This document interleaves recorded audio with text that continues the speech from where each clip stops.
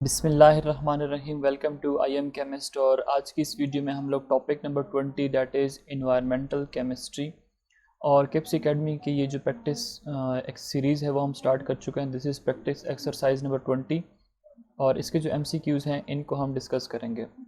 पहले के जो MCQs हैं these are from different pollutants that are present in air. Question number 1 is ozone is dash around us. अब हमारे पास दो टाइप के पॉल्यूटेंट होते हैं, एक हमारे पास होता है प्राइमरी पॉल्यूटेंट, एक हमारे पास होता है सेकेंडरी पॉल्यूटेंट। अब प्राइमरी क्या होता है जो कि डायरेक्टली डिस्चार्ज हो जाता है एनवायरनमेंट के अंदर, और सेकेंडरी क्या होता है कि जब एनवायरनमेंट के अंदर जो पॉल्यूटेंट्स हैं वो कंबाइन हो जाएं और उससे कोई थर्ड प्रोडक्ट जो है वो बन जाए। याद रखें कि ओजोन जो है that is secondary pollutant. Option number C हमारे पास यहाँ पे क्या है, करेक्ट है। उसकी वजह क्या है कि हमारे पास जो नाइट्रोजन के जो ऑक्साइड्स हैं और VOCs जिसको हम कहते हैं वॉलेटाइल ऑर्गेनिक कंपाउंड्स, ये मिलकर क्या बनाते हैं, they form ozone which is present in the stratosphere और hence it is known as secondary pollutant. Question number 2. The combustion of coal is one of the source of sulfur dioxide in air because coal contain what? अब जब हम कोल को burn करते हैं, ठीक है, कोयला जो होता है उसको जब हम बर्न करते हैं तो उससे हमारे पास क्या प्रोड्यूस होता है, सल्फर डाइऑक्साइड गैस प्रोड्यूस होती है। अब उसकी वजह क्या होती है कि it contain 1 to 5% sulphur. Option number C हमारे पास क्या है यहाँ पे, करेक्ट है। Question number 3. The residence time of NO nitrogen monoxide gas in the atmosphere is. Resident time का मतलब कितने टाइम तक वो रह सकता है विद इन द एटमॉस्फेयर या विद इन द एयर। इसका जो रेजिडेंस टाइम होता है that is 3 days। Option number C हमारे पास क्या यहाँ पे करेक्ट है। Question number 4. Which of the following is not a pollutant. अब इसमें से आपसे पूछ रहा है कि कौन सा पॉल्यूटेंट नहीं है। ऑप्शन नंबर ए में हमारे पास है carbon dioxide, it is not a pollutant, ठीक है, ये पॉल्यूटेंट नहीं है। कार्बन डाइऑक्साइड जो है that is not a pollutant. बाकी जो कार्बन मोनोऑक्साइड है ये पॉल्यूटेंट है। उसके बाद nitrogen dioxide, sulphur dioxide, these all are pollutant. Carbon dioxide तो नॉर्मल जब आप पढ़ते हैं फोटोसिंथेसिस, ठीक है, जिससे प्लांट्स जो हैं वो फूड बनाते हैं, तो उस प्रोसेस में फोटोसिंथेसिस, उस प्रोसेस को फोटोसिंथेसिस कहते हैं और उसमें क्या होता है, कार्बन डाइऑक्साइड की रिक्वायरमेंट होती है और किसी हद तक जो कार्बन डाइऑक्साइड है उसको हम एक्सहेल भी करते हैं। That is not a pollutant. इसके अलावा जो हैं बाकी these all are known as pollutants. Question number 5. Which of the following is secondary pollutant of atmosphere. अब इसमें से कार्बन डाइऑक्साइड है, नाइट्रोजन डाइऑक्साइड और सल्फ्यूरिक एसिड है। कहते हैं इसमें से सेकेंडरी कौन सा है। सेकेंडरी आपको भी मैंने बताया कि जब दो चीज़ें कंबाइन होती है, सल्फर डाइऑक्साइड गया एटमॉस्फेयर में, उसने कंबाइन हो जाना है ऑक्सीजन के साथ और इससे क्या बन जाएगा, we will get sulphur trioxide.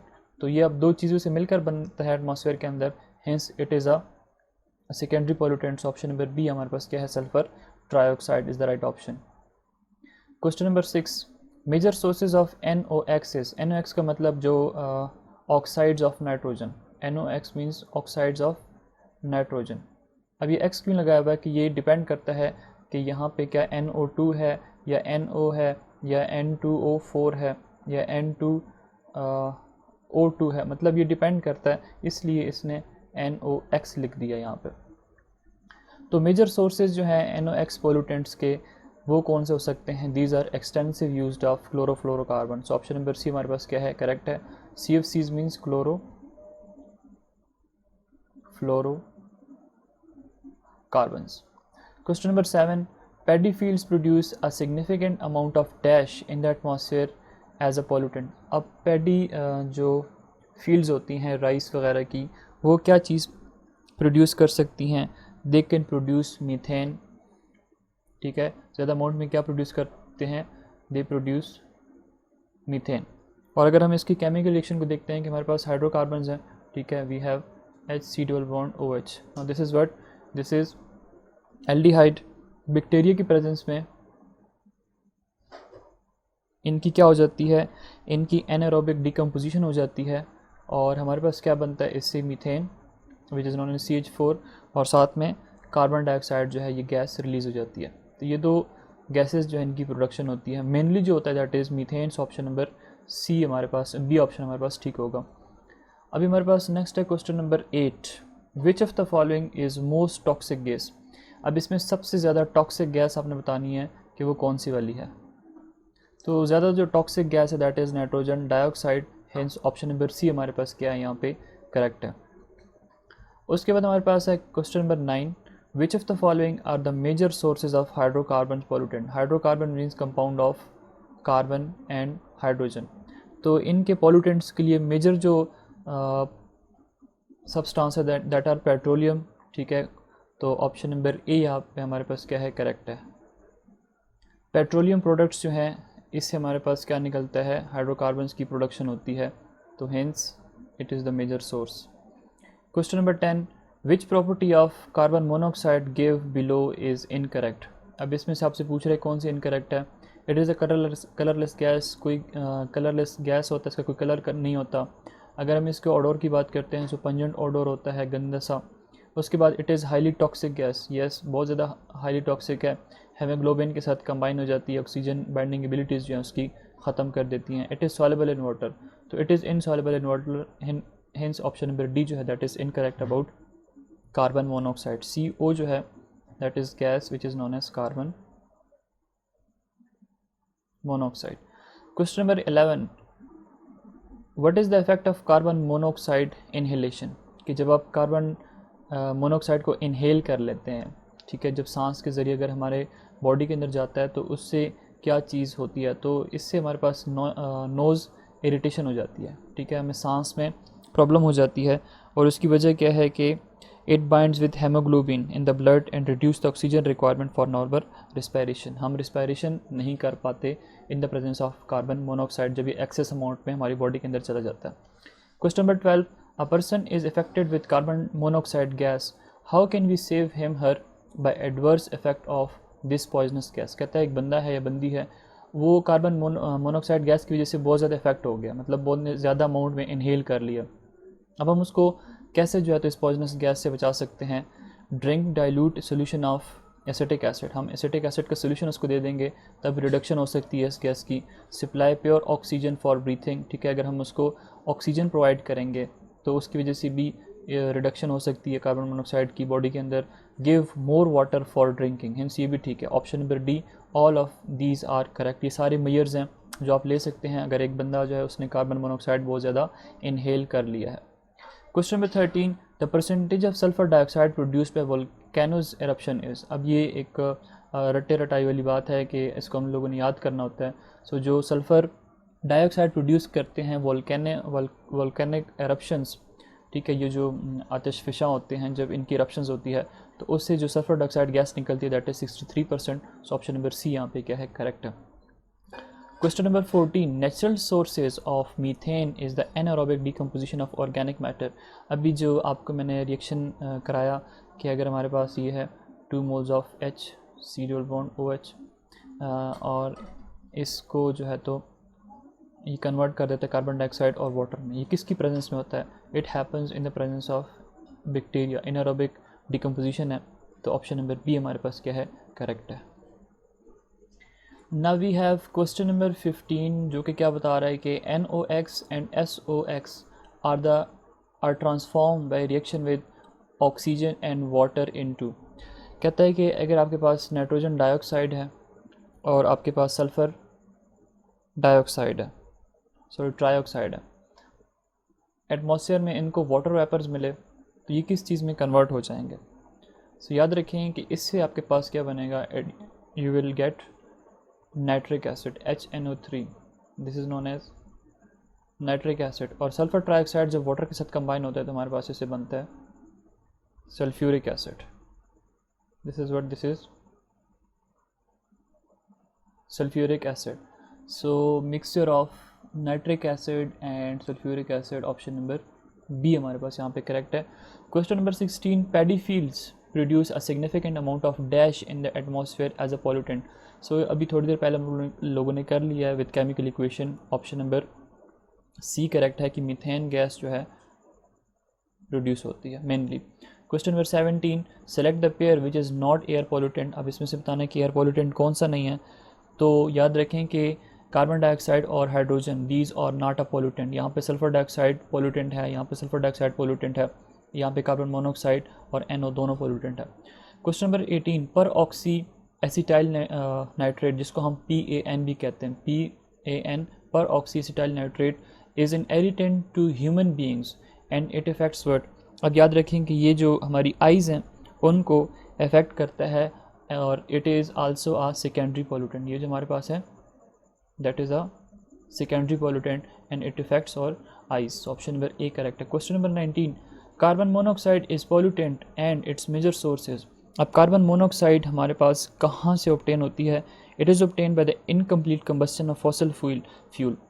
अगर हमारे पास फॉसिल फ्यूल्स हैं उनकी हम इनकम्प्लीट कंबस्शन करते हैं तो हमारे पास प्रोडक्शन किस चीज़ की होती है? कार्बन मोनोऑक्साइड की।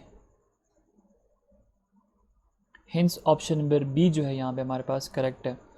अब नेक्स्ट जो आगे क्वेश्चंस हैं these are from the chemistry and causes of acid rain. ठीक है, जो एसिड रेन होती है उसकी वजह क्या होती है, वहाँ से कुछ जो MCQs हैं वो गिवन है। Now we have question number 20। इसमें हमारे पास है कि sulphur dioxide and sulphur trioxide through various reactions in atmosphere form dash.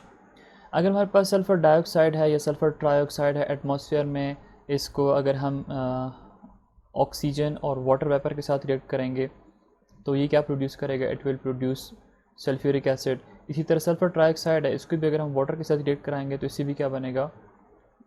H2SO4 which is sulphuric acid. इसका मतलब है कि एसिड जो है ये प्रोड्यूस करता है। तो एसिड रेन के अंदर अगर एसिड होगा तो ये कहाँ से आएगा? सल्फर डाइऑक्साइड की वजह से आएगा, सल्फर ट्राइऑक्साइड की वजह से।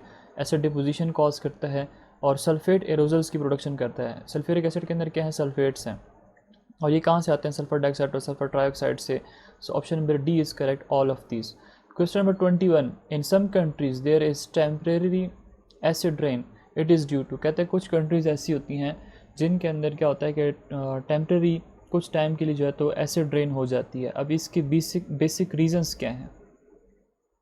सो इसका राइट ऑप्शन बनेगा option number A, release of hydrochloric acid by volcanic eruption. कहता है कि जब वोल्केनिक एरप्शन होती है, आतिश पेशाब फटता है, तो उससे HCl गैस निकलती है और वो क्या करती है? एसिड रेन कॉज करती है, लेकिन ये टेम्परेरी होता है, परमानेंट नहीं होता। Question number 22, acid rain. अब एसिड रेन जो है इसके इफ़ेक्ट्स बता रहे हैं आपको, तो it effect big marble construction. जो मार्बल के कंस्ट्रक्शन होते हैं उनके साथ एसिड रिएक्ट कर जाता है। एसिड रेन है उसके अंदर क्या होगा? एसिड होगा, लाइक अगर सल्फ्यूरिक एसिड है उसने रिएक्ट किया calcium carbonate which is a marble. Calcium carbonate क्या है? मार्बल है, और ये कन्वर्ट कर देता है इसको कैल्शियम सल्फेट के अंदर, कार्बन डाइऑक्साइड और वाटर वेपर्स के अंदर। तो इसका मतलब है कि it can affect marble construction. Option number C हमारे पास यहाँ पे क्या है? करेक्ट है। Question number 23, which of the following is not effect of the acid rain. Acid rain का इफेक्ट इसमें से कौन सा नहीं है? It decrease the pH of natural rain, बिल्कुल ये डिक्रीज करता है। It is effect. It damages the building, जैसे अभी मार्बल का मैंने आपको बता दिया, तो इसका मतलब बिल्डिंग को भी डैमेज करता है। It leaches metal like aluminium, mercury and lead from soil. बिल्कुल, अगर ये सॉइल के ऊपर आता है तो वहाँ पे अगर एल्यूमिनियम है, मर्करी है या लेड है जो कि पड़े हुए सॉइल के अंदर, उसको अपने साथ बहा के ले जाता है। It increases the percentage of carbon dioxide in atmosphere. नहीं, ये इफेक्ट नहीं है, कार्बन डाइऑक्साइड के साथ इसका कोई लेना देना नहीं है। मतलब अगर परसेंटेज के हिसाब से देखा जाए तो कि ये परसेंटेज को जो है तो ज़्यादा नहीं कर सकता। Question number 24, the source of acid rain. अब इसमें से एसिड रेन्स के सोर्सेज आपने बताने हैं। तो हमें पता है कि we have carbon dioxide, we have sulphur dioxide, we have nitrogen dioxide. ये सारे के सारे क्या हैं? दीज आर एसिडिक ऑक्साइड, और these oxide acidic oxides are responsible for the formation of acid rain. So यहाँ पे ऑप्शन नंबर ए हमारे पास क्या है? करेक्ट है, acidic oxide. Question number 25, acid which must be present in the natural rain in different extent. कहता है अब वो एसिड जो कि जो नॉर्मल रेन होती है उसके अंदर की एक ख़ास हद तक उसका प्रेजेंस लाजमी है, दैट इज़ हाइड्रोजन कार्बोनेट। ठीक है, या इसको आप बाइकार्बोनेट एसिड भी कहते हैं, इसको आप कार्बोनिक एसिड भी कहते हो, which is a weak acid. So it must be present in the natural rain. Question number 26, the pH of normal rain is less than 7 due to. अब अगर हम नॉर्मल रेन उसकी रेन की बात करते हैं तो उसका जो pH होता है ना वो भी लेस देन 7 होता है। तो उसकी रीज़न आपसे पूछते हैं कि क्या रीज़न हो सकती है, उसके अंदर ऐसी क्या चीज़ प्रेजेंट होती है। तो याद रखें कि जो रेन होती है उसके अंदर होते हैं वाटर वेपर्स, और साथ में क्या होती है, कार्बन डाइऑक्साइड गैस होती है। अब कार्बन डाइऑक्साइड की अगर हम नेचर देखते हैं सो दैट इज़ एसिडिक, और इसके एसिडिक नेचर की वजह से जो नॉर्मल रेन होती है उसका पीएच भी क्या होता है, लेस देन 7 होता है। सो ऑप्शन नंबर ए हमारे पास यहाँ पे करेक्ट है। देखिए हमारे पास 0, 7 और 14 ये स्केल है। अगर पीएच लेस देन 7 होता है तो वो सब्सटेंसेस क्या होती हैं, दोज आर एसिडिक। अगर पीएच ग्रेटर हो जाए 7 से तो वो सब्सटेंसेस बेसिक हो जाएंगी, और एग्जैक्टली 7 पे जो अगर पीएच होता है तो वो सब्सटेंसेस क्या होती हैं, न्यूट्रल। जैसे आप सॉल्ट पढ़ते हो या प्योर वाटर है वो न्यूट्रल है। अभी है question number 27, which of the following is not the demerit of acid rain. Demerit कहते हैं डिसएडवांटेज को, एक होता है मेरिट, मेरिट कहते हैं फ़ायदे को, एडवांटेज को, एक होता है डिसएडवांटेज मतलब डीमेरिट। डैमेज ऑफ बिल्डिंग को डैमेज करता है, जैसे अभी यहाँ पे मार्बल का आपको मैंने बता दिया है। न्यूट्रिएंट्स जो है उनको लीच आउट कर लेता है, ठीक है। अगर कोई एल्यूमिनियम वगैरह प्रेजेंट है तो उनको अपने साथ बहा के ले जाता है। और चूंकि एसिड रेन के अंदर क्या होता है, एसिड्स होते हैं strong acid like sulphuric acid, nitric acid, carbonic acid वगैरह होते हैं, तो ये पीएच जो होता है सॉइल का उसको और भी डिक्रीज़ कर देते हैं, और अगर पीएच डिक्रीज़ हो जाएगा तो एसिडिक हो जाएगा। और ऑप्शन नंबर सी में रह जाता है स्किन कैंसर, तो स्किन कैंसर जो है वो कॉज नहीं करता acid rain. So option number C यहाँ पे क्या है, करेक्ट है। Question number 28, acid rain does not cause what. Leaching nutrient करता है बिल्कुल, मतलब कि सॉइल से जो है न्यूट्रिएंट्स जो रिक्वायर्ड होते हैं प्लांट्स को उनको बहा के ले जाता है। कैन डैमेज बिल्डिंग मटेरियल को भी डैमेज कर सकता है। सॉइल का जो पीएच है उसको भी इंक्रीज़ करता है, क्योंकि ये हमारे पास क्या है, बल्कि पीएच को डिक्रीज़ करता है। पीएच को क्या करता है, पीएच को कम करता है। तो अगर कम करता है इसको एसिडिक बनाएगा, तो इसने इंक्रीज़ लिखा हुआ है, अगर ये डिक्रीज़ होता तो फिर ठीक होता। सो ऑप्शन नंबर सी हमारे पास यहाँ पे करेक्ट है कि ये सॉइल का पीएच इंक्रीज़ नहीं करता बल्कि डिक्रीज़ कर देता है। रिड्यूस्ड फॉरेस्ट ग्रोथ, बिल्कुल। Now we have question number 29 जो कि हमें क्या बता रहा है कि the metal leached by acid rain of soil and causes suffocation in gills of fishes कहते हैं मछलियों को। कहते हैं अब वो आपने मेटल बताना है जिसको जो सॉइल के अंदर प्रेजेंट है, ठीक है, और यहाँ से एसिड रेन आया और वो सॉइल से उसको बहा के ले गया, पॉन्ड्स या लेक्स वगैरह में उसको गिरा गया। अब पॉन्ड्स या लेक्स के अंदर क्या होते हैं, रिवर्स के अंदर फिशेस होते हैं। अगर वो फिशेस उस मेटल को खाते हैं तो उससे क्या होता है कि it causes suffocation in the gills of fishes. तो वो मेटल कौन सा है, that is aluminium. So option number C हमारे पास यहाँ पे करेक्ट है। क्वेश्चन नंबर 30, एसिड डिपोजिशन कहता है कि जब एसिड डिपोजिशन होती है, एसिड जब एक जगह जमा होता है तो उससे होता क्या है, involve both wet and dry deposition. Yes, दोनों डिपोजिशन कॉज कर सकता है। सल्फ़र जो सल्फेट आयंस होते हैं, ठीक है, नाइट्रेट आयन वगैरह की डिपोजिशन हो जाती है, क्योंकि उसके अंदर क्या होते हैं, नाइट्रिक एसिड है, सल्फ्यूरिक एसिड है और कार्बोनिक एसिड जो है वो प्रेजेंट होता है। तो इन नाइट्रेट, सल्फेट्स, कार्बोनेट्स वगैरह की डिपोजिशन कर सकता है। Make soil acidic, it means increase the pH of soil. नहीं, दिस इज़ रॉन्ग, क्योंकि पीएच क्या करता है, डिक्रीज़ करता है। और जब कोई चीज़ जब किसी चीज़ का पीएच जो होता है वो लेस हो जाता है, मतलब अगर 7 है, 14 है और 0 है, अगर 7 से डिक्रीज़ हो रहा होगा तो फिर वो क्या होगा, एसिडिक होगा, ठीक है। तो ये नहीं पॉसिबल। नंबर 3 है पीएच लेस देन 5, एग्जैक्टली 5 से पीएच इसका कम होता है एसिड रेन का।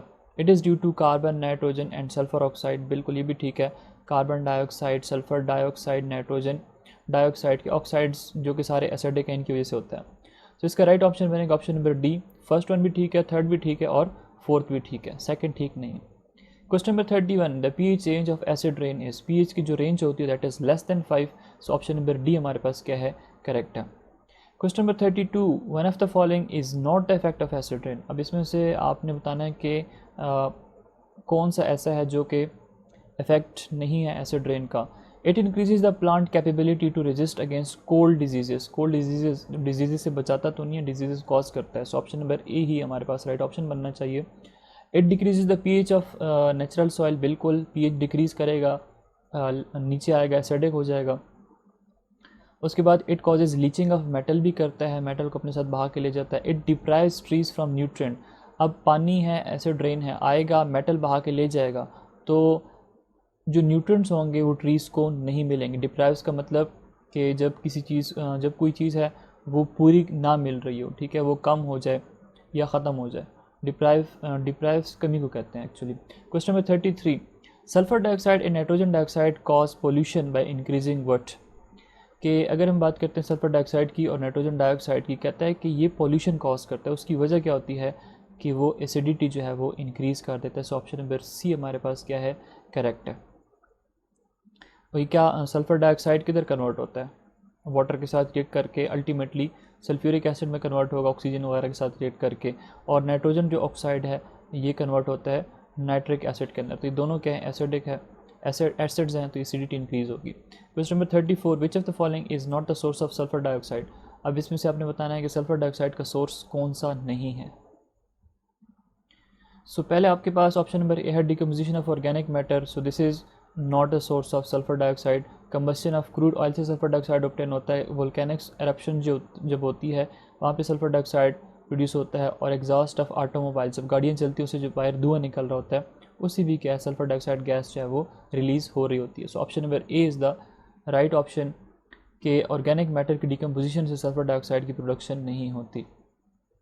नेक्स्ट हमारे पास क्वेश्चन नंबर 35 से ऑनवर्ड जो हैं, these are from ozone and chlorofluorocarbons. ठीक है, ओजोन क्या है, ओजोन O3 है, और क्लोरोफ्लोरोकार्बन्स क्या है, CFCs। इनसे MCQs है। Question number 35, amount of ozone is less than dash in region near to dash. अब वो रीजन जो कि इक्वेटर के नज़दीक होंगे ना, वहाँ पे ओजोन का जो अमाउंट है वो क्या होता है, लेस होता है। Question number 36, the main cause of ozone depletion is. अब ओजोन डिप्लीजन की जो मेन कॉजेज़ हैं वो क्या है, ओजोन है क्या चीज़, ओजोन हमारे पास एक लेयर है, ठीक है, स्ट्रेटोस्फेयर में।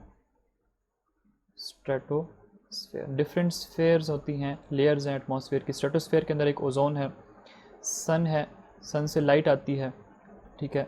अब इसका काम क्या है कि ये लाइट को फ़िल्टर करता है। जो अल्ट्रा वायलेट लाइट आ रही है, यूवी लाइट अल्ट्रा वायलेट, जो कि बहुत ज़्यादा हार्मफुल है, स्किन कैंसर वगैरह कॉज कर सकती है, प्लांट्स वगैरह को डैमेज कर सकती है, ह्यूमंस को डैमेज करती है, एनिमल्स को डैमेज करती है। तो इसका बेसिक पर्पस क्या होता है कि यहाँ से जो ऑर्डिनरी लाइट है उसको अंदर आने देती है, लेकिन जो यूवी लाइट है, जो हार्मफुल लाइट है, उसको वापस डिफ्लेक्ट करती है। अब कहता है कि अगर हमारे पास इन्वायरमेंट में होता ये है कि जब पॉल्यूशन बहुत ज़्यादा हो जाती है, पॉल्यूशन जब बहुत ज़्यादा होती है तो गैसेस ऊपर जाती हैं और इसके साथ रिएक्ट करके इसको ख़राब कर रही होती हैं, इसको डिप्लीट कर रही होती हैं। तो ये डिप्लीशन जो है वो किस वजह से एक्चुअली हो रहा है, मतलब ओजोन का जो डिप्लीशन है, जो ओजोन ख़राब हो रहा है, उसकी बेसिक रीजंस क्या हैं, ये हमसे पूछ रहा है। क्या वो एसिड रेन है, क्या वो यूज़ ऑफ फ्लोरोफ्लोरोकार्बन्स है, क्या ग्लोबल वार्मिंग है, क्या बर्निंग ऑफ सॉलिड वेस्ट है। सो ऑप्शन नंबर बी जो है हमारे पास, use of chlorofluorocarbons, actually these are responsible for the ozone depletion. Question number 37, the function of ozone layer is। अब ओजोन लेयर का जो फंक्शन है वो क्या चीज़ है, filtering UV radiation in the sunlight, increasing vitamin D, decreasing global warming, increasing photosynthesis. अभी आपको बता दिया कि यूवी लाइट जो है उनको फिल्टर कर रहा होता है। सो ऑप्शन नंबर ए हमारे पास यहाँ पे करेक्ट होगा। Question number 38, the high thickness of ozone layer is observed in. कहता है कि जब ओजोन लेयर की थिकनेस की बात करते हैं, कितना ये थिक है, तो वो नीचे से लेकर ऊपर तक वो कौन सी जगह है जहाँ पे इसकी थिकनेस जो है वो ज़्यादा होती है। So that is option number C, 25 to 28 kilometre. Question number 39, the normal amount of overheaded ozone is. अब कहता है कि जो हमारा जो वो है लेयर है जिसके अंदर हम लोग रह रहे हैं, उसके ऊपर अगर हम बात करें ओजोन लेयर की, तो उसकी अमाउंट कितनी है। तो जो यूनिट होती है that is DU, Dobson unit. अब वो अमाउंट हमने बतानी है कि वो कितनी है। So that is 350 Dobson unit. So option number C हमारे पास यहाँ पे क्या होगा, करेक्ट होगा।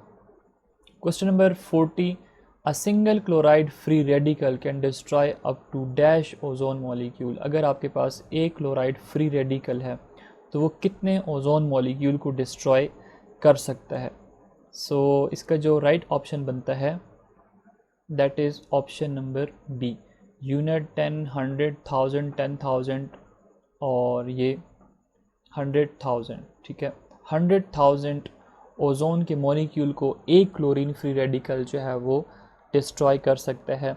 अगर हमारे पास क्लोरोफ्लोरोकार्बन्स है, ठीक है, ये लाइट जो है इनके ऊपर पड़ती है, ठीक है। लाइट को हम रिप्रेजेंट करते हैं H और म्यू के साथ, H प्लैंक्स कांस्टेंट है, V फ्रीक्वेंसी ऑफ लाइट है। तो इससे क्या बनता है कि हमारे पास ये रेडिकल्स में कन्वर्ट हो जाते हैं, ठीक है। एक ये रेडिकल बन जाता है और दूसरा क्लोरीन फ्री रेडिकल बन जाता है। अब ये जो क्लोरीन फ्री रेडिकल है ये क्या करता है, ये रिएक्ट कर जाता है O3 के साथ विच इज़ ओजोन। जैसे ही रिएक्ट करेगा हमारे पास क्या बनेगा, क्लोरीन मोनोऑक्साइड फ्री रेडिकल और साथ में ऑक्सीजन। मतलब देखिए ओजोन O2 से O3 से O2 के अंदर कन्वर्ट हो जाना, this is known as depletion. और डिप्लीशन कौन कर रहा है, डिप्लीशन ये फ्री रेडिकल। और फ्री रेडिकल कहाँ से आया है, ये क्लोरोफ्लोरोकार्बन से आया। तो अगले स्टेप में क्या होता है कि ये जो हमारे पास प्रोडक्ट बन गया है मोनोऑक्साइड फ्री रेडिकल क्लोरीन का, ये एक और ओजोन मॉलिक्यूल के साथ रिएक्ट कर जाता है, उसको भी ब्रेक कर देता है क्लोरीन फ्री रेडिकल और ओजोन के ऑक्सीजन के अंदर। तो इस तरह एक क्लोरीन फ्री रेडिकल जो है ये क्या कर सकता है, अप टू 100,000 ओजोन मॉलिक्यूल को डिस्ट्रॉय कर सकता है। Question number 41, chlorofluorocarbons decomposes in the stratosphere into some free radical which is possibly not responsible for depletion process of ozone। कहते हैं क्लोरोफ्लोरोकार्बन जो है वो एटमॉस्फेयर के अंदर डिकम्पोज हो जाते हैं डिफरेंट फ्री रेडिकल्स में। जिस तरह अभी जो ऊपर हमने एक रिएक्शन किया तो ये क्लोरीन फ्री रेडिकल भी बन गया, ये भी फ्री रेडिकल बन गया, ये भी फ्री रेडिकल बन गया। अब इसमें से डिफरेंट रेडिकल्स बन रहे हैं। कहते हैं इसमें से ऐसा कौन सा फ्री रेडिकल है जो कि ओजोन को डिस्ट्रॉय नहीं करता। तो यहाँ पे ऑप्शन नंबर डी जो है दैट इज़ करेक्ट। ऑक्सीजन है उसके ऊपर अगर एक इलेक्ट्रॉन है, मतलब अगर ये फ्री रेडिकल है तो ये ओजोन को डिस्ट्रॉय नहीं करेगा। इसके अलावा ये देख सकते हैं आप कैसे डिस्ट्रॉय कर रहा है, ये भी आप देख सकते हैं ये डिस्ट्रॉय कर लेता है। सो ये वाला ये डिस्ट्रॉय कर रहा है और उसके बाद ये जो है ये भी हमारे पास आगे रिएक्ट कर जाता है और ओजोन को डिस्ट्रॉय करता है। Now we have question number 42. All of the following statement about ozone layer are correct except। अब यहाँ पे different statements given हैं, इसमें से कौन सा correct नहीं है। It depletes every year during September to November। pollution ज़्यादा होती है तो depletion होती है, तो ये ठीक है। It ranges from 25 to 28 kilometre high in the stratosphere। तो यहाँ से अगर स्ट्रेटोस्फेयर की बात करते हैं तो 25 से लेकर 28 किलोमीटर तक इसकी रेंज होती है, ये भी ठीक है। It's normal overheaded amount is 250 Dobson unit. अभी हम लोगों ने पहले देखा है कि ये 250 नहीं होता बल्कि कितना होता है, 350 डॉप्सन यूनिट होता है। So this one is not. तो ये एक्सेप्ट में अगर हम देखते हैं सो ये राइट ऑप्शन बनेगा, ऑप्शन नंबर सी जो है वो राइट ऑप्शन बनेगा। Option number D, it is in allotropic form of oxygen. तो ऑक्सीजन के दो इलेक्ट्रॉप्स होते हैं, एक O2 और एक O3, तो ये भी ठीक है। सो यहाँ पे जो करेक्ट ऑप्शन जो आपने टिक करना है that is it is normal overheaded amount is 250, बल्कि कितना होता है 350। अच्छा मैं इसके साथ ये बताता हूँ, ये भी ठीक है, ये भी ठीक है, ये भी ठीक है। स्टूडेंट्स कहते हैं कि आपने तो ए भी क्लिक किया है, बी भी किया हुआ है, तो ये दोनों गलत हैं। ऑप्शन नंबर सी ठीक है। तो ऑप्शन नंबर सी इस तरह ठीक है कि यहाँ पे जो मांगा हुआ है कह रहा है कि except. Question number 43, chlorofluorocarbon play an effective role in removing ozone in what. अब CFCs जो हैं वो रिएक्ट करते हैं किसके साथ, ओजोन के साथ, और उसको क्या कर रहे हैं, डिप्लीट कर रहे हैं। ये रिएक्शंस कहाँ पे हो रहे होते हैं, these happens in the stratosphere, क्योंकि स्ट्रेटोस्फेयर के अंदर ही क्या होता है, ओजोन एग्जिस्ट करता है। Question number 44, ozone hole is very dangerous is it is. अब ओजोन होल जो क्रिएट हो रहा है उसकी वो कहते हैं बहुत ज़्यादा डेंजरस है। It is the formation of complex of ozone with hydrocarbons, the depletion of total amount of ozone stratosphere region, the decomposition of O2 to O3 in sunlight, the reaction in the concentration of ozone in tropical region। So इसका जो right option बनता है that is option number B, the depletion in total amount of ozone stratosphere region. के stratosphere के अंदर जो ozone है उसकी क्या हो रही होती है, डिप्लीशन हो रही होती है, और उस डिप्लीशन की वजह से हम क्या कहते हैं कि ओजोन के अंदर होल जो है वो बन गया है, और that is known as ozone hole. Question number 45, ozone is produced in most of the tropical region by the reaction of that. Oxygen convert हो जाता है, ऑक्सीजन कन्वर्ट होता है O+O के अंदर ब्रेक हो जाता है, ऑक्सीजन रिएक्ट करता है O के साथ, ओजोन की फॉर्मेशन होती है। ये किसकी प्रेजेंस में होता है, it is presence of H mu. और एच म्यू क्या है, दैट इज़ लाइट, और लाइट के अंदर जो रिएक्शंस होते हैं these are known as photochemical reactions. Option number A हमारे पास क्या है, करेक्ट है। फोटो का मतलब क्या है, light. Question number 46, ozone is a dash, so ozone is a low boiling gas. Option number A हमारे पास क्या है, करेक्ट है। हमें कहा जाता है कि भाई ओजोन की लेयर है, जिस तरह कंबल पड़ी होती है, सर्दी में हम कंबल करके सो जाते हैं, लेकिन actually it is a gas. Ozone क्या है, ये गैस है। Question number 47, ozone concentration is measured in DU, Dobson unit. So इसका जो राइट ऑप्शन बनेगा that is option number D. कितना होता है, 350 Dobson unit. Question number 48, ozone layer filter most of the dash rays present in the sunlight. UV radiations को filter करता है, सो option number A हमारे पास क्या है, करेक्ट है, ultraviolet. Question number 49, which of the following is not true about ozone. Damages eyes, it produced in tropical region, concentration of ozone is more in region close to equator, ये तो भी पढ़ा है, ठीक है। It is disinfectant, so अब various options are given, हम लोगों ने right option बताना है। So eyes को भी damage करता है, tropical region में concentration of ozone is more in region close to equator, this is not the right one, it is disinfectant। Now question number 50, the last one, CFCs chlorofluorocarbons destroy ozone in the stratosphere। अभी हमने देखा कि कैसे जो है तो ozone बेचारे को डिस्ट्रॉय करते हैं। Which of the following is not the source of chlorofluorocarbons। Refrigerator से जो गैसेस निकलती हैं, volatile hydrocarbons, air fresheners, air conditioners भी हैं। सो ऑप्शन नंबर सी हमारे पास क्या है, करेक्ट है। So these were the MCQs, और नेक्स्ट जो फेज़ होगी, ठीक है, उसके अंदर हम लोग क्या करने वाले हैं कि जो किप्स के पास्ट जो पेपर्स हैं उनके क्वेश्चंस को सॉल्व करेंगे। अब ये इसी पेज के नीचे आ रहा है, तो चलो मैं अब यहाँ से बता देता हूँ। Question number 1, peroxyacetylene is an irritant to human being as it affects what. So इससे पहले हम लोग पढ़ चुके हैं कि पर ऑक्सी एसिटाइलिन जो है इट डैमेजेस और आइज़ इरिटेंट होता है, सो ऑप्शन नंबर बी यहाँ पे करेक्ट होगा। Anaerobic decomposition of organic matter, for example glucose व bacteria in water sediments produces what. अभी इससे पहले जो मैंने रिएक्शन कराया जिस पे हम लोगों ने लिखा कि HCH, ठीक है, ये 2 मोल्स हैं, या इस तरह था कि CH2O, ठीक है, ये ग्लूकोज एक्चुअली। अगर हम इसकी डिकम्पोजिशन करते हैं, एनारोबिक डिकम्पोजिशन होती है in the presence of bacteria, तो यहाँ पे क्या होगा कि हमारे पास प्रोड्यूस होगी मीथेन गैस और कार्बन डाइऑक्साइड गैस। तो मीथेन मेनली प्रोड्यूस होती है, सो ऑप्शन नंबर बी यहाँ पे क्या है, दैट इज़ करेक्ट वन। अच्छा, यहाँ एक मिस्टेक हो गई है, मैंने इसको ना इस तरह लिख दिया था, तो प्लीज़ ये करेक्शन कर लीजिएगा। This is not acid, sorry, this is not a formaldehyde, this is actually CH2O। CH2 is the empirical formula for glucose, C6H12O6, this is the molecular formula। इसी का empirical formula निकालेंगे तो वो बन जाएगा CH2O। मैंने गलती से ये बता दिया इसको कि जी यहाँ पे हम ये CH2 और इससे ये बनेगा formaldehyde। Question number 3, dash is an eye irritant. अब इसमें से आपने बताना है कि आई इरिटेंट कौन से वाला है। सो यहाँ पे राइट ऑप्शन बनेगा ऑप्शन नंबर ए, पर oxy acetyl nitrate is an eye irritant. Question number 4, which of the following pollutant can cause death of a person by binding with haemoglobin in red blood cell.